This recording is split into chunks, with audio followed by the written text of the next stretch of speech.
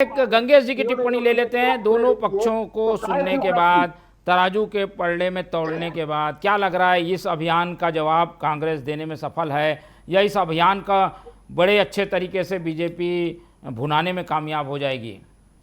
देखिए, एक बात तो मुझे श्रीवास्तव जी की बड़ी अच्छी लगी।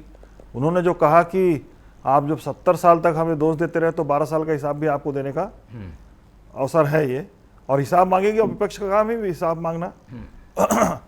अब आता हूँ मेन मुद्दे पे कि पिछले 12 साल की उपलब्धियां, निश्चित तौर पर एक बड़ा अवसर मिला, एक लंबा समय मिला भाजपा को, और उसमें कई सारे सेक्टर में बहुत अच्छा विकास हुआ है देश में।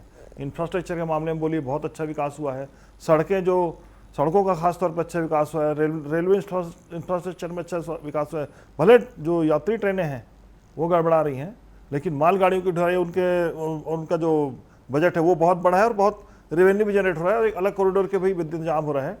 तो इस तरह से कई सारे मामलों में विकास हुआ है देश का, लेकिन कई ऐसे मामले हैं जिनमें विकास मतलब उल्लेखनीय प्रगति होती थी। उसमें सबसे बड़ी बात मैं ये कहूँगा, जो मुख्यमंत्री प्रधानमंत्री जी का एकदम महत्वपूर्ण विषय था, 2014 में उन्होंने घोषणा की थी कि मेक इन इंडिया के जरिए हिंदुस्तान जो है आत्मनिर्भर बनने की दिशा में बढ़ेगा और 25% जीडीपी का हम अगले 10 साल में कवर कर लेंगे। 25% योगदान हमारे मेक इन इंडिया का होगा।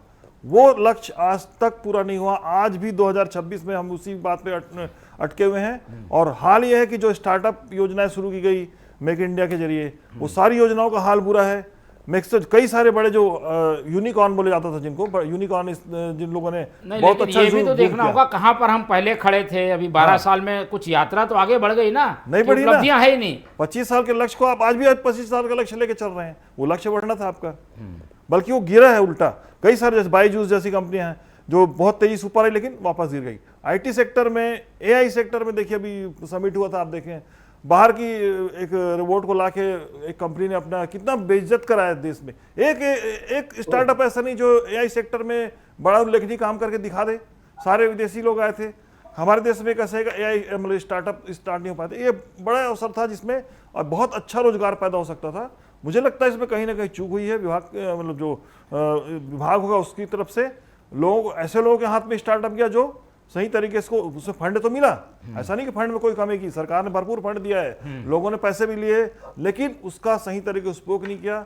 सही तरीके से मुझे लगता है उसकी मॉनिटरिंग नहीं हो पाई, इसीलिए योजना फैली। दूसरा, मैं किसानों के मामले में आता हूँ। किसान आज बहुत ज्यादा बदहाल हैं।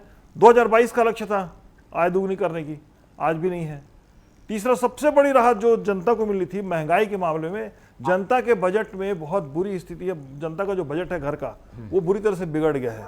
मतलब आदमी खाए, कारण भी तो उसके दूसरे हैं। वजह सरकार की नीतियां थोड़ी है इसके लिए वजह। नहीं, आप जब देश के प्रथम प्रधानमंत्री को दोष दे सकते हैं तो बिल्कुल आपको इस दोष को झेलना पड़ेगा, कारण कुछ भी हो, आपको तो इसको मानना पड़ेगा ना। आपने अगर ये स्थिति, अब जैसे इसमें आ रहे हैं एनर्जी सेक्टर में, स्टार्टअप के जरिए बहुत अच्छा हो सकता था। ईवी व्हीकल को अच्छे से डेवलप किया जा सकता है, जिससे हमारी निर्भरता कम होती पेट्रोल डीजल में।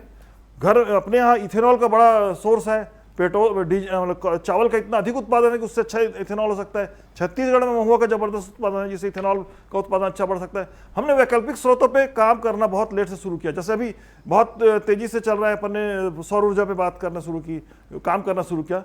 तो ये अगर बहुत पहले शुरू हो जाता तो मुझे लगता है कि हमारी निर्भरता थोड़ी कम होती। ठीक है।